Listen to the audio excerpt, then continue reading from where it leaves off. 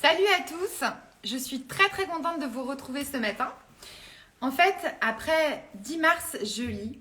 On s'est dit que c'était tellement sympa de vous partager nos coups de cœur littéraires que nous revoilà, toute l'équipe Les Mots, pour vous présenter nos dernières lectures et pour vous lire des extraits de livres qui nous ont marqués. Alors, cette fois-ci, je vais vous présenter un livre qui me plaît beaucoup, d'un auteur qui s'appelle Bertrand Leclerc, qui est déjà intervenu à l'école pour mener un atelier, et qui s'appelle « Débuter, commencer ». En fait, ce livre est absolument magique. C'est beaucoup plus intéressant qu'un manuel d'écriture, et pourtant ça parle de ça, comment entrer en littérature. Donc si vous cherchez quelque chose qui soit pas finalement trop didactique en matière d'écriture, je vous assure, c'est un vrai régal, vous allez apprendre plein de choses. Je vous en dis pas plus, donc c'est Bertrand Leclerc, la collection Agora aux éditions Pocket, qui a eu d'ailleurs le prix de l'essai féminin. Je vais vous en lire un extrait du chapitre qui s'appelle « La confiance ». Il faut avant tout abandonner son quant à soi quand on écrit et cesser, comme font tant d'auteurs débutants, mais pas seulement, de se regarder bien écrire. Et souvent, on veut bien leur reconnaître ce bien écrire qui n'engage à rien et qui n'engagera pas davantage le lecteur que l'auteur ne l'aura été avant lui. Tant il est vrai que tout geste artistique implique un instant d'abandon, exactement comme l'amour, qui ne peut éclore qu'au moment où l'on ne se garde plus de ses conséquences. Aparté sur un instant d'abandon. Il faut à l'artiste qui espère renouveler l'échange artistique une forme d'abandon, oui, quel que soit son degré de maîtrise, et nonobstant le fait que l'abandon sera d'autant plus fructueux que la maîtrise était grande. Étymologiquement, et dès la chanson de Roland, abandonner signifie lâcher, laisser en liberté. Ce qui m'invite à prendre ici en exemple le musicien. Seul celui qui s'abandonne, qui cesse de se river à la technique dans la crainte que la partition lui joue de mauvais tours, parvient à laisser la bride à la musique. Il ne s'accroche plus à l'idée qu'il s'en faisait avant de se lancer. Il ne prétend plus faire dire à la musique ce qu'on lui a appris ou ce qu'il pense qu'elle doit dire. Il la laisse libre de se déployer à travers lui et libre de développer ses sortilèges dans l'espace et le temps qui se confondent pour atteindre au cœur de l'auditeur. Voilà. J'espère que ça vous a plu et j'espère que ça vous a donné envie de découvrir cet essai qui est magnifique. J'en profite pour vous dire que nous travaillons en ce moment sur la programmation du printemps et que nous allons vous proposer très prochainement un atelier sur l'essai parce que c'est un sujet très plébiscité à l'école. Je vous souhaite une excellente journée à tous et je laisse la place à Charlotte Stezel qui est adjointe programmation et commercialisation. Salut! Bonjour à tous, ravie d'être parmi vous. J'ai choisi ce livre-ci parce que je vis en Afrique, en tout cas pour le moment, dans un pays non loin finalement du petit pays de Gaël Faye, lui-même collé au Rwanda et à toute son histoire. J'étais évidemment avec Gaël pendant toute la lecture, au milieu des manguiers, des odeurs de citronnier, des chants des oiseaux et finalement de la chaleur de son soleil dont j'ai les marques sur la peau. Voilà, ce livre c'est aussi une petite piqûre de rappel que finalement la vie, le bonheur, la lumière, ça peut parfois basculer du jour au lendemain. Je vous lis donc mon extrait. Cher Christian, je t'ai attendu pour les vacances de Pâques. Ton lit était prêt à côté du mien. Au-dessus, j'avais épinglé quelques images de footballeurs. J'avais fait de la place dans mon placard pour que tu puisses y mettre tes habits et ton ballon. J'étais prêt à t'accueillir, mais tu ne viendras pas. Il y a beaucoup de choses que je n'ai pas eu le temps de te dire. Je me rends compte, par exemple, que je ne t'ai jamais parlé de l'or. C'est ma fiancée. Elle ne le sait pas encore. J'ai prévu de lui demander de m'épouser, très bientôt, une fois que la paix sera là. Avec Laure, on se parle par lettres. Des lettres envoyées par avion, des cigognes de papier qui voyagent entre l'Afrique et l'Europe. C'est la première fois que je tombe amoureux d'une fille. C'est une drôle de sensation, comme une fièvre dans le ventre. Je n'ose pas en parler aux copains, ils se moqueraient de moi. Ils diraient que j'aime un fantôme, parce que je n'ai encore jamais vu cette fille. Mais je n'ai pas besoin de la rencontrer pour savoir que je l'aime. Nos lettres me suffisent. J'ai tardé à t'écrire. J'étais trop occupée ces temps-ci à rester un enfant. Les copains m'inquiètent. S'éloignent de moi chaque jour un peu plus. Se chamaillent pour des histoires d'adultes, s'inventent des ennemis et des raisons de se battre. Je comprends mieux pourquoi mon père nous interdisait, à Anna et à moi, de nous mêler de politique. Il a l'air fatigué, papa. Je le trouve absent. Il s'est distant. Il s'est forgé une épaisse cuirasse de fer pour que la méchanceté ricoche sur lui, alors qu'au fond, je le sais aussi tendre que la pulpe d'une goyave bien mûre. Maman n'est jamais revenue de chez toi. Elle a laissé son âme dans ton jardin. Elle s'est fissuré le cœur. Elle est devenue folle, comme le monde qui t'a emporté. J'ai tardé à t'écrire. J'écoutais un florilège de voix me dire tant de choses. Ma radio disait que l'équipe du Nigeria, celle que tu soutenais, a gagné la Coupe d'Afrique des Nations. Mon grand-père, mon arrière-grand-mère, disait que les gens qu'on aime ne meurent pas tant qu'on continue de penser à eux. Mon père disait que le jour où les hommes arrêteront de se faire la guerre, il neigera sous les tropiques. Madame Economopoulos disait que les mots sont plus vrais que la réalité. Ma prof de biologie disait que la Terre est ronde. Mes copains disaient qu'il fallait choisir son camp. Ma mère disait que tu dors pour longtemps avec sur le dos le maillot de foot de ton équipe préférée. Et toi, Christian, tu ne diras plus jamais rien. Gabi. Je vous laisse avec Chloé, qui prend.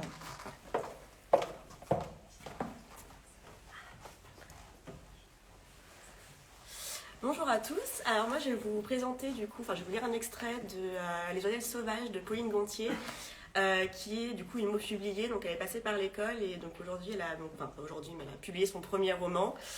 Et outre le fait que j'adore l'histoire qui raconte du coup toute l'histoire du MLF, l'écriture est juste parfaite, il y a une double voix et j'espère que j'aurai l'occasion de lire d'autres livres de Pauline Gontier. Emmanuelle se tient droite au milieu de la large assemblée. De grosses lunettes mauves posées sur son nez fin, comme un paravent grotesque à ses émotions. Elle se lance. C'est arrivé un soir, alors qu'elle rentrait chez elle. Un homme, étudiant en droit, l'aborde et lui propose un café. Elle répond qu'elle est fatiguée, mais finit par accepter. Pour une demi-heure, pas plus, précise-t-elle. Me revient une phrase de l'article que je prononce à sa place dans ma tête. La force de son insistance s'ajoutant à la force de ma solitude. Elle refuse d'abord de monter dans sa voiture. Elle s'y résigne ensuite quand il lui rappelle qu'elle est libre, non sans hypocrisie, que c'est être faible de céder sa peur d'être traitée en objet sexuel. Il prétend alors la conduire dans un bar. Il dévie sans prévenir vers son appartement. Il ouvre la porte, lui prend le bras et l'entraîne chez lui. Elle n'ose pas résister, elle a peur. Instinctivement, elle se défend par une morsure profonde lorsqu'il tente de l'embrasser. Elle se souvient alors du déchaînement de sa force, de sa propre résistance herculéenne pendant quelques secondes, puis de cette capitulation inévitable. Elle se rappelle les cris intérieurs, de terreur, de haine, de honte. Un viol qui durera pour lui quelques minutes, qu'elle ne nommera ainsi qu'après plus de 10 ans. 10 années d'errance, et ce n'est pas si long, dit-elle. D'autres n'en ont jamais parlé. Elle a eu la chance d'être soutenue, suffisamment aimée pour s'en remettre. Mais il la hante encore. Il alimente sa colère, toujours vive, quoique désormais maîtrisée, et le souvenir de la douleur d'alors suffit à faire trembler sa voix puissante, qui semblait si sûre tout à l'heure. Emmanuelle se tait. Derrière ses lunettes mauves, tout le monde voit qu'elle pleure. Un silence religieux succède à son récit. Communion dans la douleur et l'empathie, silence en écho à d'autres silences. Il précède les témoignages de celles qui cherchaient jusqu'alors leurs mots, qui s'étaient mises elles-mêmes à douter, comme Emmanuelle, des contours du consentement et se sentaient coupables d'avoir laissé croire. Après Emmanuelle, près d'une dizaine de femmes font entendre leur voix, à leur tour, pour raconter des histoires de viols ordinaires. Et je laisse la place à Charlotte Milandry.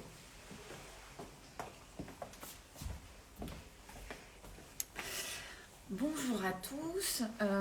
Moi, je vais vous lire un extrait du Musée des contradictions d'Antoine Waters, qui pour moi est un des plus grands auteurs contemporains qui soit et qui d'habitude fait des romans chez Verdier. Là, elle fait une petite incursion aux éditions du Sous-Sol, qui est une maison d'édition incontournable pour moi, et avec un recueil de discours. Et à l'heure des discours politiques, un discours littéraire, ça fait du bien.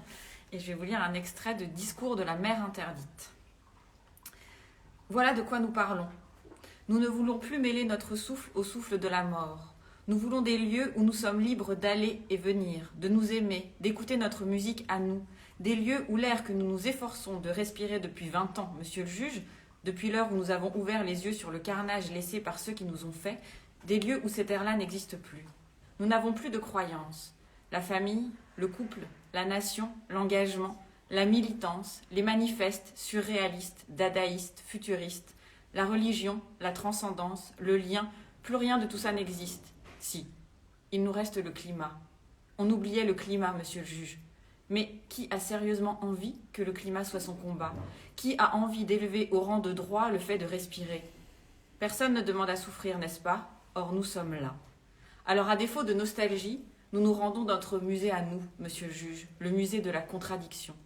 Un musée où il y a d'un côté l'envie de se faire un peu de mal, de l'autre l'envie de se faire un peu de bien. Car nous voulons les deux.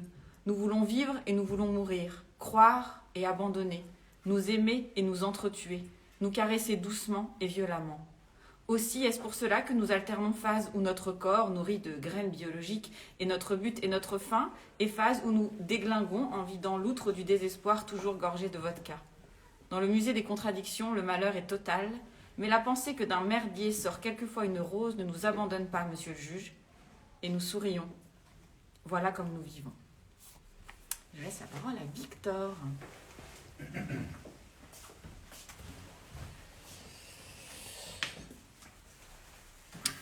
Alors bonjour, donc moi dans la série des prix Nobel, je vais vous lire un extrait À l'Est d'Éden de John Steinbeck, une réflexion sur la création et la société, très actuelle, il est écrit en 1952. Je ne sais pas ce que nous réservent les années à venir. De monstrueux changements se préparent, des forces dessinent un futur dont nous ne connaissons pas le visage. Certaines d'entre elles nous semblent dangereuses parce qu'elles tendent à éliminer ce que nous tenons pour bon. Il est vrai que deux hommes réunis soulèvent un poids plus aisément qu'un homme seul. Une équipe peut fabriquer des automobiles plus rapidement et mieux qu'un homme seul. Et le pain qui sort d'une fabrique est moins cher et de qualité plus uniforme que celui de l'artisan. Lorsque notre nourriture, nos vêtements, nos toits ne seront plus que le fruit exclusif de la production standardisée, ce sera le tour de notre pensée. Toute idée non conforme au gabarit devra être éliminée. La production collective ou de masse est entrée dans notre vie économique, politique et même religieuse, à tel point que certaines nations ont substitué l'idée de collectivité à celle de Dieu. Il est trop tôt, là est le danger, la tension est grande, le monde va vers un point de rupture, les hommes sont inquiets. Aussi, me semble-t-il naturel de me poser ces questions. En quoi crois-je? Pourquoi dois-je me battre? Et contre quoi dois-je me battre? Notre espèce est la seule créatrice, et elle ne dispose que d'une seule faculté créatrice, l'esprit individuel de l'homme. Deux hommes n'ont jamais rien créé.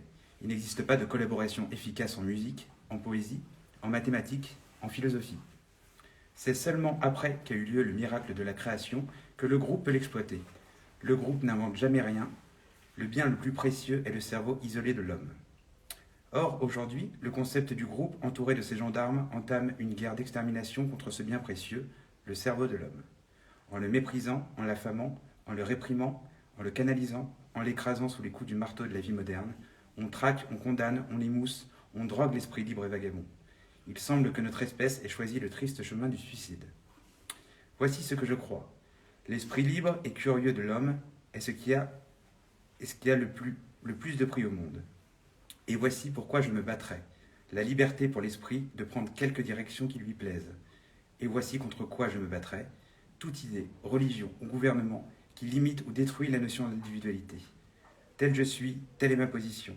Je comprends pourquoi un système conçu dans un gabarit et pour le respect du gabarit se doit d'éliminer la liberté de l'esprit. Car c'est elle seule qui, par l'analyse, peut détruire le système. Oui, je comprends cela et je le hais. Je me battrai pour préserver la seule chose qui nous mette au-dessus des bêtes qui ne créent pas. Si la grâce ne peut plus embraser l'homme, nous sommes perdus.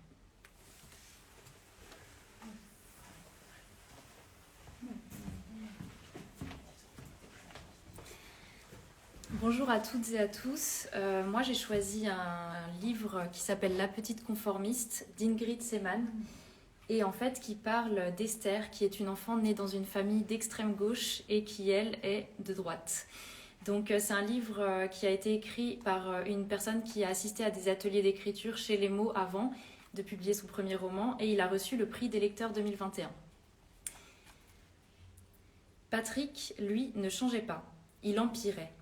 Non content d'avoir conservé l'ensemble des habitudes qui maintiennent quotidiennement notre vie de famille, il se mit au début de ma 4e à mourir 2 ou 3 fois par mois. Les signes avant-coureurs de la mort de mon père étaient presque toujours les mêmes. Une ambiance tendue au dîner, suivie d'un silence suspect autour du clic-clac du salon, brisé vers 2 heures du matin par l'imminence de la faim. « Babette, appelle le SAMU !» commençait-il par supplier. « Je sens mon cœur qui s'en va !» s'énervait-il en constatant que ma mère dormait encore. « Cette fois-ci, c'est la bonne !» hurla-t-il en la secouant.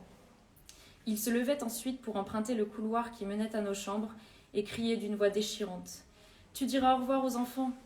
Le visage bouffi de sommeil, nous convergions à son chevet. On s'agglutinait autour de son corps, étendu sur le clic-clac du salon. À l'extrémité du matelas, la couette gisait en boule, diffusant une odeur de sueur et de mauvais présages. Souvent, mon frère pleurait. Moi, ça ne me faisait rien, à part une interruption dommageable dans mon rythme de sommeil et l'effet d'imaginer qu'un jour ce serait vrai. Une fois qu'on était tous réunis pour l'entendre, Patrick répétait « Ah, Babette, je pars, je le sens, oh, je pars !»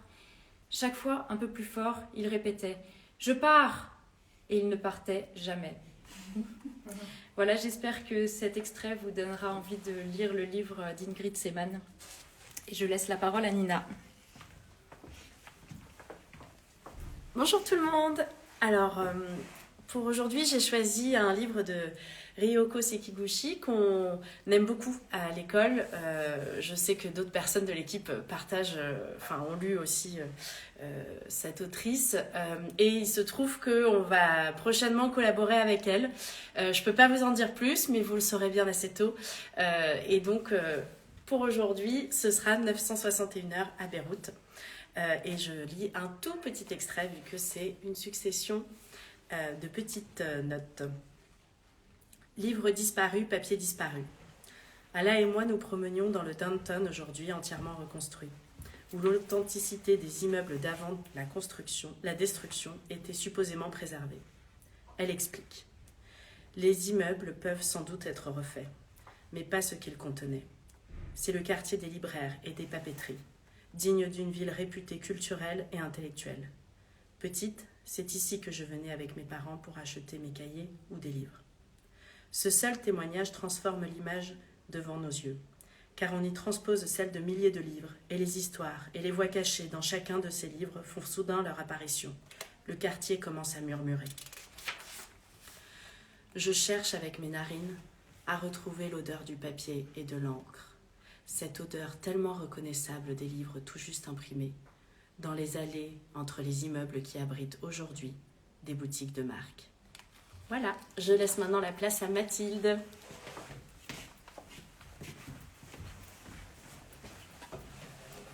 Bonjour à tous, c'est le moment de la dernière lecture qui sera Alexandre Labruffe avec Wonderland aux éditions Verticales. C'est un livre que j'ai choisi parce que de par sa forme et par l'univers singulier, il est tout à fait incroyable. C'est un livre dont la poésie m'a beaucoup touchée et on sait à quel point la poésie, il y a autant de formes de poésie que d'auteurs et on le sait notamment à l'école à travers tout ce qu'on vous propose, aussi bien des haïkus que des approches différentes avec notamment Simon Joannin avec qui on fait des ateliers et avec Jean-Michel Espitalier dont le prochain atelier débute le 20 mai et que je vous recommande vivement. Donc ce livre, en fait, l'intrigue de départ ressemble à un fait divers. De retour dans la forêt des Landes suite à l'incarcération de son frère aîné, rattrapé par ses souvenirs d'enfance harcelé par les SMS et SOS du détenu, bouleversé par l'agonie du père, cerné par les huissiers, Alexandre Labruffe oscille entre stupeur et parano, non-dit et délire. Le livre s'ouvre par ailleurs par un roman de Francis Ponge, dont je ne vais pas vous priver. À quel calme dans le désespoir, je suis parvenue sous l'écorce la plus commune. Nul ne peut le croire. Nul ne s'y retrouve. car je ne lui en fournis pas le décor ni aucune réplique. Je parle seul. Nul ne peut croire non plus à l'absolu, creux de chaque rôle que je joue. Plus d'intérêt aucun, plus d'importance aucune. Tout me semble fragment de masque, fragment d'habitude, fragment du commun, nullement capital, des pelures d'eau. Donc, qui est extrait d'un récit qui s'appelle Fragment de masque, Proème. Et je vais pas vous lire un grand extrait, je vais vous lire quelques bribes un petit peu de ce livre donc d'Alexandre Labruffe. 23 juin. C'est comme si une comète était tombée sur mon dos. C'est comme si elle m'avait soufflé. Je n'arrive pas à m'en remettre.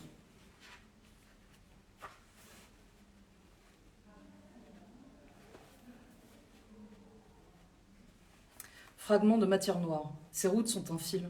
Le fil sur lequel j'avance, éclopé, funambule au-dessus du gouffre. Bancal, c'est ainsi que je crois. Dompter le précipice. Chaque tronçon a un goût différent. Parfois celui de ma mère, ou d'une figue, un hôtel scintillant, d'un sachet de fraises séchées. Plus je m'enfonce dans la forêt, plus les saveurs me reviennent. L'interminable ligne droite de la D219, Villagrain-Louchat, portion âpre, monotone, et l'odeur de nappe plastique, celle de la famille qui nous gardait parfois, dont le fils jouait furieusement à Pac-Man et dont les tongs nacrés m'effrayaient. Octobre. Assis. Sur l'onde calme et noire où dorment les étoiles. Dans la nuit, je pense à la forme du monde. Un détenu s'occupe de la bibliothèque. Il a tué sa copine. Elle l'aurait trompé. Alors il l'a tué et l'a violée. C'est le plus instruit de la prison. Il dit que c'est pas lui qui a pris le couteau et que c'est le couteau qui est allé dans sa main. C'est le couteau qui a décidé de pas... et pas lui. Le cerveau, c'est le couteau.